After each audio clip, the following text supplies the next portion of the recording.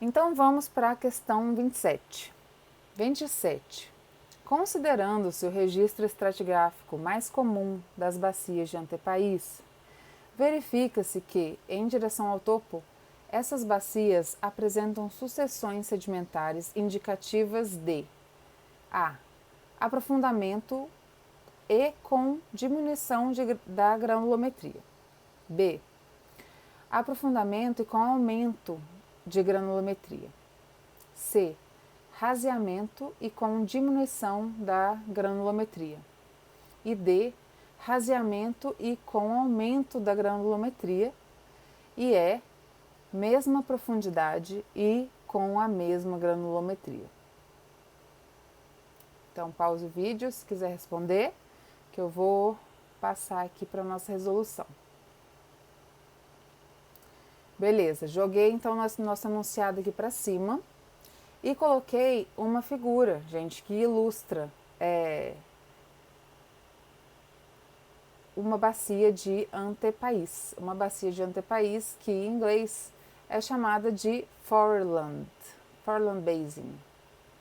É um sistema de bacia de antepaís, sistema de bacia de foreland, tá? Então, quais são as partes aqui desse sistema? A gente tem, primeiro, o que está envolvido aqui? O Fault's Belt, que é o cinturão de dobramentos e falhamentos, né? Cavalgamentos em português. A gente tem o Orogenic Wedge, que é basicamente uma cunha orogênica, é o local onde está havendo deformação, né? Onde está se propagando aí essa deformação em direção ao antepaís, né? Então a gente tem aqui o Orogenic Wedge.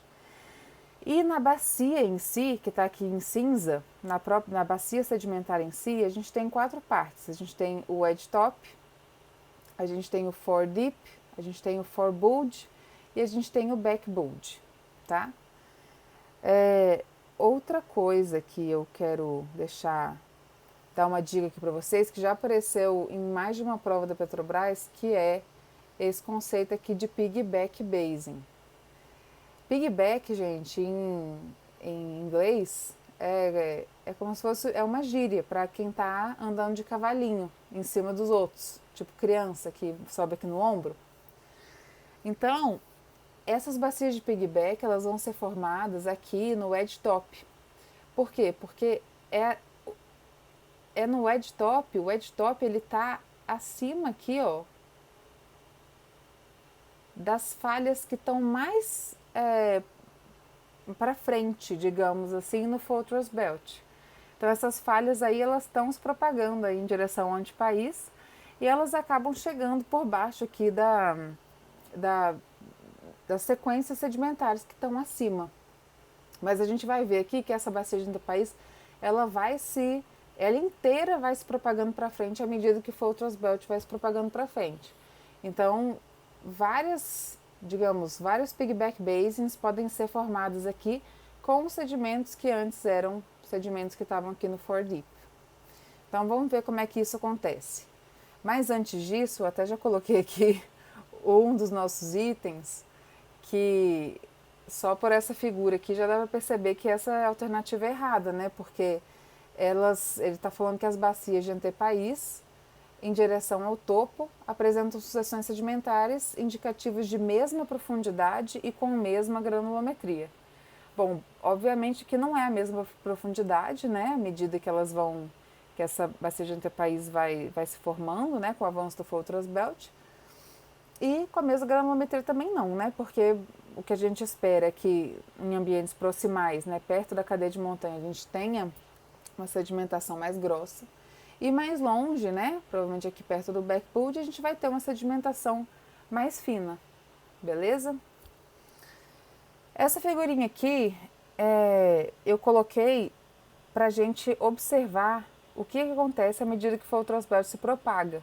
Então eu coloquei essa figura aqui para a gente entender quais são as taxas de subsidência, né? Em cada uma dessas depozonas, que a gente chama, né? Que é aqui o wedge top, o fore deep, o fore bulge, o back bulge, né? Que estão representados aqui. Ó, aqui está o wedge top, o fore deep, o fore bulge, o back bulge. Então, só para a gente perceber que como que vai mudar essa taxa de subsidência à medida que o cinturão hidrogênico for se propagando em direção ao antipaís. Então, o que acontece? Essas bacias de antipaís se formam por um mecanismo flexural, tá?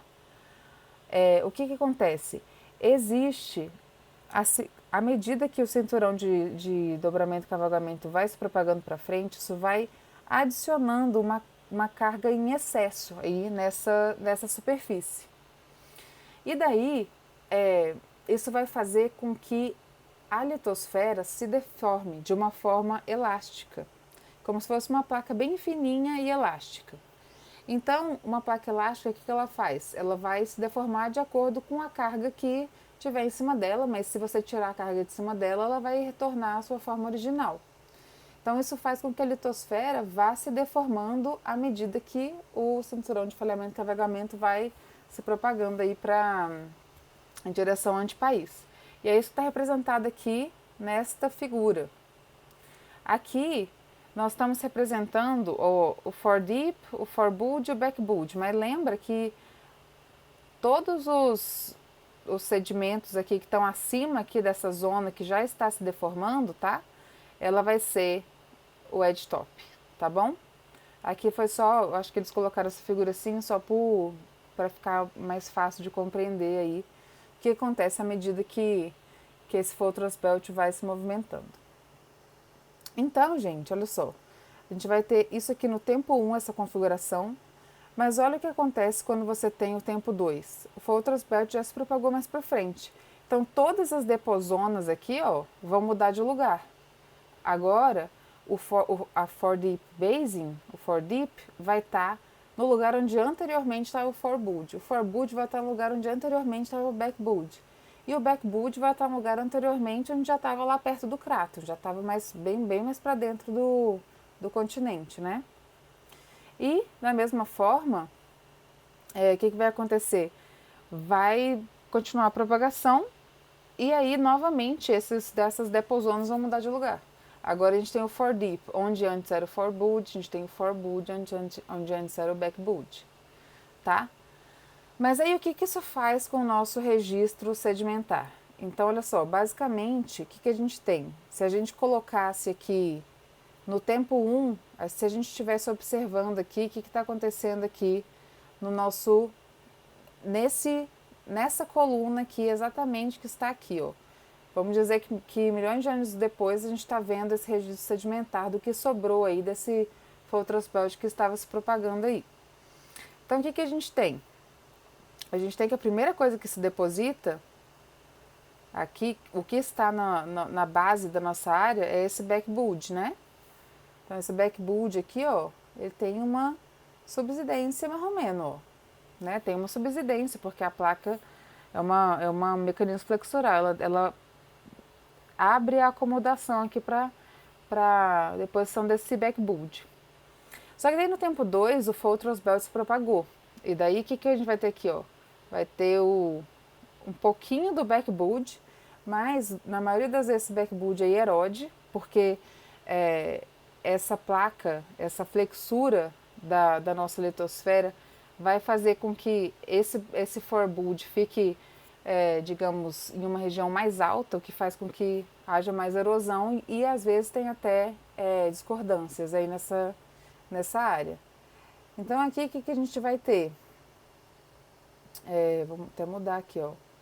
O que a gente vai ter aqui? Vai ter quase nada de deposição, né, no próprio forebode, mas pode ter um pouquinho, mas aqui eu estou representando como se fosse mesmo uma discordância, tá? Ó, que até está representado aqui nessa parte. Então, vamos dizer aqui, ó, que acima a gente tem isso aqui. E daí, quando você tem o tempo 3, vou mudar aqui de cor, verde. Quando você tem aqui o tempo 3, esqueci de desenhar os outros, ó. O que a gente vai ter?